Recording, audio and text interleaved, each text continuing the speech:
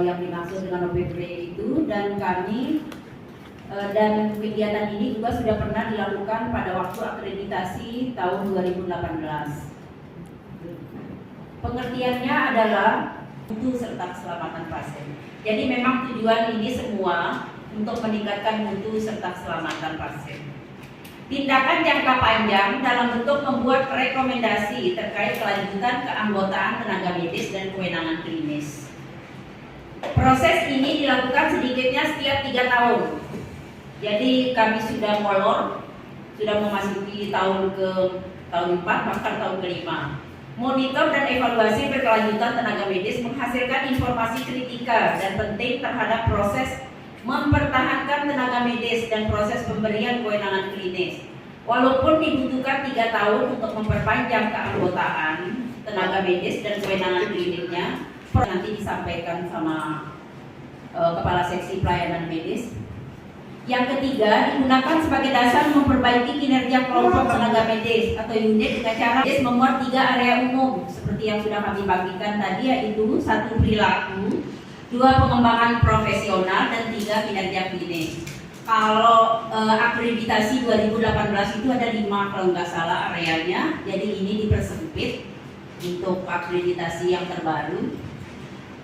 Ini perilaku tenaga medis adalah sebagai model atau mentor dalam menumbuhkan budaya keselamatan di rumah sakit. Budaya keselamatan ditandai dengan partisipasi penuh semua staf untuk melaporkan bila ada insiden keselamatan tanpa ada rasa takut untuk melaporkan dan disalahkan.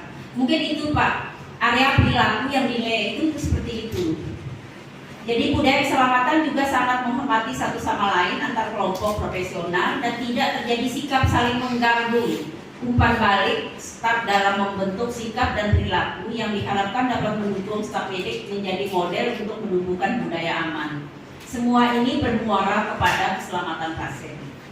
Saat ini karena kami punya unit pengaduan Pak, mungkin siapa tahu ada unit pengaduan, mungkin misalnya dari ranah beda, dari ranah dalam, mungkin menyangkut dengan pelayanan yang didapat dari tenaga medis yang ada di sana.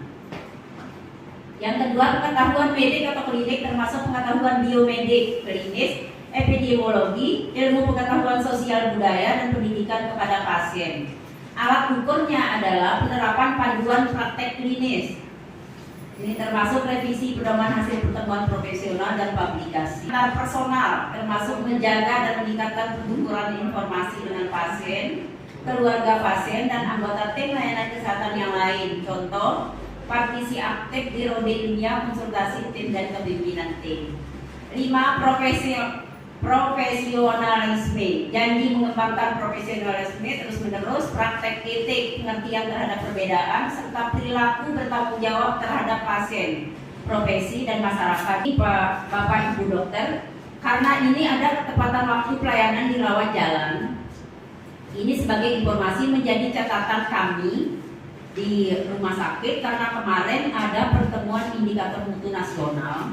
Ketua komite mutunya adalah Pak Dr. Heru.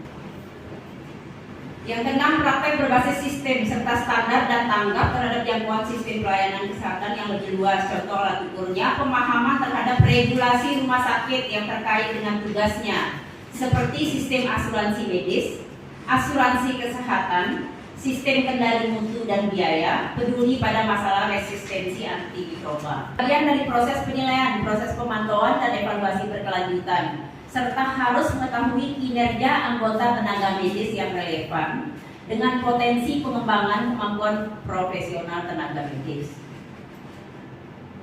Proses pemantauan PPE tenaga medis harus dapat menjadi bagian dari proses peninjauan kinerja tenaga medis terkait dengan upaya mendukung budaya keselamatan.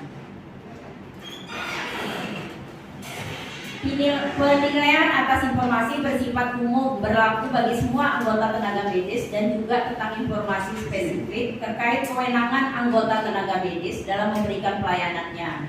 Tenaga medis jenis KSM, jenis unit layanan terstandar. 2. Data pemantauan dan informasi dipergunakan untuk perbandingan internal, mengurangi variasi perilaku serta pengembangan profesionalisme dan hasil klinis. 3. Data monitor dan informasi dipergunakan untuk melakukan perbandingan eksternal dengan praktek berdasar bukti atau sumber rujukan tentang data dan informasi hasil klinis. 4. Dipimpin oleh ketua KSM atau unit layanan manajer medis atau unit kajian tenaga medis. 5. Pemantauan dan evaluasi terhadap kepala bidang pelayanan dan KSM oleh profesional yang kompeten.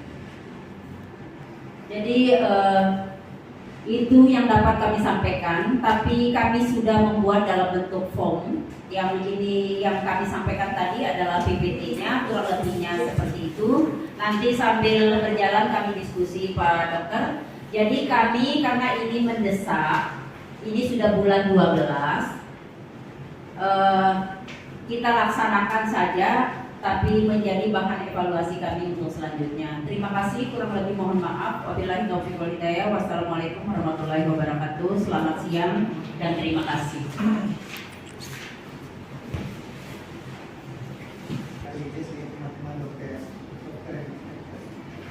Ini sempat saya catat.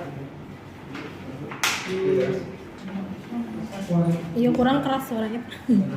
Jadi di KPS 12 ini menyebutkan bahwa rumah sakit menerapkan ongoing professional praktik, ya, OPD ini secara seragam untuk menilai mutu dan keselamatan pasien. Jadi sudah disebutkan jelas di dalam standar akreditasi ini menyebutkan bahwa rumah sakit itu harus menerapkan OPD ini untuk menilai mutu dan keselamatan pasien. Kemudian bukan saja di KPS 12, tapi di TKRS, karena dulu saya juga pernah di tata kelola rumah sakit itu juga menyebutkan bahwa kepala unit klinis mengevaluasi kinerja para dokter. Tenaga kalau di TKRS itu kan secara umum ya menyebutkan tenaga itu, tapi juga jenis tenaga yang disebutkan di dalam TKRS 2 itu yang membuat. Berarti karena komite medis yang mengelola untuk teman-teman medis ini, karena memang tidak ada wadah lagi selain komite medis.